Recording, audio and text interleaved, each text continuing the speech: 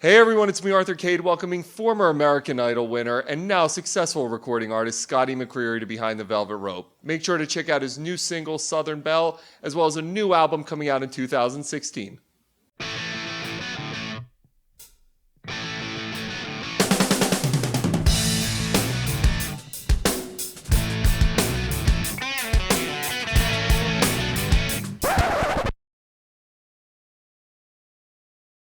Hey everyone, it's me, Arthur Kade and Scotty McCreery. I was just telling you, I want the gift that you have, which is I want to be 21 years old again, except I want to be a good singer, writing a new album, have a new single out. You're doing all this, man. Congratulations. Thank you, bro. I'm lucky. We're having a lot of fun out here, so yeah, it's crazy at 21. Crazy. So tell me about the new single. You're working on the new album. Talk to me all about it. Yeah, man, we've been working on this for quite a while now. It's been about a year and a half since we put out new music. So we've been writing, looking for new songs, and finally have some stuff ready to put out. I wish we could have put it out yesterday, but we're getting there. And Southern Belle, I'm excited about the new single. It's coming out soon. When you go so long from putting out a new album, and obviously you're going through a period now where you're growing up, you're becoming, you're going from a teenager who won American Idol to now a successful singer. Talk to me about that transition, how it affects your music.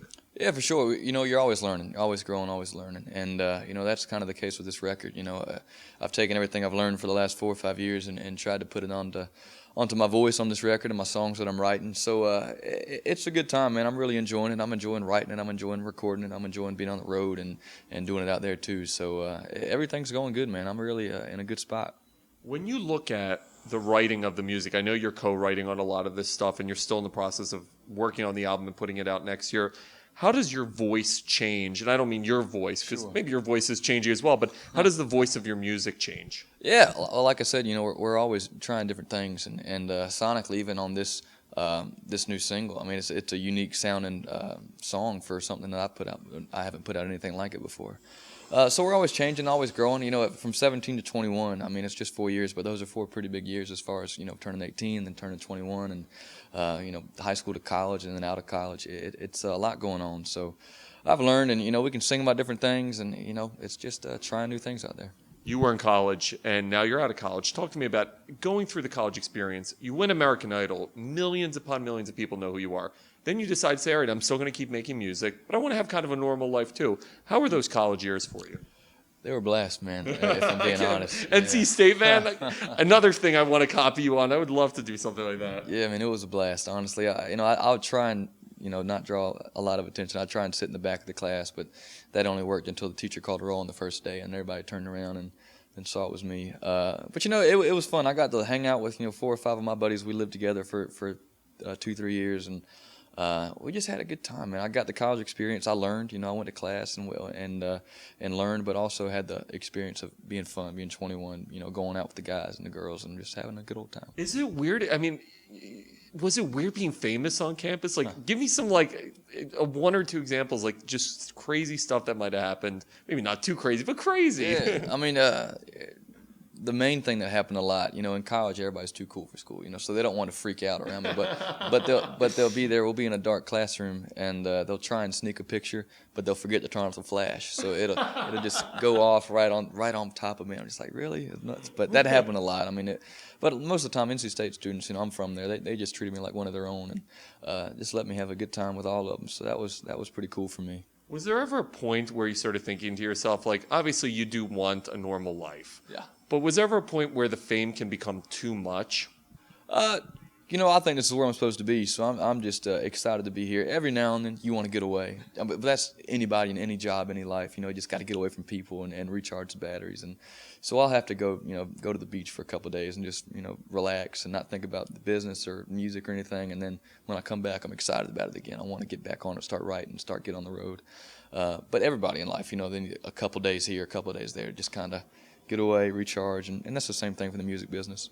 So you're balancing music, you're balancing college at that time. How difficult was it? And now that you don't have to balance college, what's that like in terms of opening up your creative abilities and touring abilities and just opening up the world? Yeah, well, luckily with the country music tours, a lot of times it's Thursday through Saturday, Thursday through Sunday tours, and I only took Monday, Wednesday classes, so it worked out pretty good. But now instead of being there in class, I can actually head out of town, go to New York City, go to LA if I need to, go to Nashville and write some songs.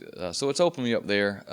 It's not to say when I was in college I was putting the music on the back burner. It was still very much what I was doing every day. But it's just made me a little more free to get out there and do stuff. You're also getting to do some stuff with Rascal Flatts. How cool is that, man? They're awesome. How cool is that? Oh, it's pretty sick, man. Especially for me. I mean, at 21, I grew up listening to those guys, so I have all their records. I just grew up jamming to them in the car. So now I get to go on stage with them every night, and I'll try and put on my little incognito outfit after I'm done singing and go out in the crowd and watch them play every night, just because it's cool for me. I'm still a fan. But yeah, it's a pretty sweet deal I got out there. Is it weird to think that you're only 21? Does it feel like you're older sometimes because you've gone through winning American Idol when it's at the peak of its popularity? Is it surreal to think you've accomplished this much by 21? It is. Sometimes I feel like I'm 50, but no, it's awesome, man. At 21, the only way to go is up. So I'm looking forward to seeing what's next for us, for the team, for me, for the music. Just looking forward to where life takes us. But at 21, it's been a heck of a ride so far. Did you have changes with your voice? Did you actually have to, as you're getting older, I'm assuming you're going to have, whether it's puberty or you're past puberty, but there are voice changes. Did you have that? Yeah, I did. I had it early on. I mean, it was probably 14, 15 when my voice changed, and it just fell off. That's what was crazy. I remember watching you on American Idol, and you came out with that deep voice, and everybody was like, "What the heck? Does he have like a machine? What's going on?" Yeah, it was a little different sounding, and that was the case, through school and everything. Girls would get annoyed with a guy, and I'd call them and act like their dad and tell them, shut up and quit calling my daughter and stuff. So I was always that guy and stuff. So yeah, the voice was a little different, and it changed a little, but for the most part, it's been this way for the last 5-6 years, and I've just enjoyed singing country music with a deep voice. Makes it kind of fun. Is there a pressure because both your albums come out #1, and obviously the success continues after American Idol? Because you're young and have had so much success, is there a pressure to continue with that, or do you walk into it and say, I want to make music that's for me and not necessarily something that will lead to #1? Hopefully it does, but it's more about the creative of what I want to put out. Yeah, it's all, everything comes down to the music. It comes down to the song. So that's what I'm focused on. You're hoping the numbers are big because that means the fans are enjoying what you're putting out. But at the end of the day, the only thing I can control is the music. So I'm putting my heart and soul into it and trying to get the best songs we can out there and write them. But yeah, we're definitely looking at the charts, but it's not our number one thing. Is it blowing you away to see how popular country has become? I mean, it's crazy to me. I remember, I'm 37, and I remember growing up, country was big, but you had the Garth Brooks, you had the end of Dolly Parton, you had Reba still doing stuff. But now what it's become is crazy, where you have Luke Bryan, and you have you, and you have Kenny Chesney, and everyone's selling out arenas. Is it crazy to see what the genre has turned into? I love it, man. I love it. I mean, we were just talking about Eric Church doing the Garden over here not too long ago. He sells it out like immediately. Yeah, it's pretty cool to see that just the genre doing that, and the fans loving the music. That's the main thing. It's just we're inviting new folks into the genre, and more fans are coming out, and we see it. At our concerts, there's more and more fans coming out every year. So I love it, man. It's really cool, really cool. Are there artists that you look at and say, in terms of modeling the next 10, 15, 20 years of your career, that you say, hey, this is maybe an example that I'd like to follow or mimic? Yeah, there's a few of them. For me, I always go back to Brad Paisley. Brad Paisley's, he's the king. Oh, man, he's awesome. He's selling out arenas and stuff, but then he brings his kids down the road with him, and he has a beautiful wife and family. So it's just like, man, you can be a family guy, but also a country superstar on the weekends. It's just like that's the goal. That's awesome, man.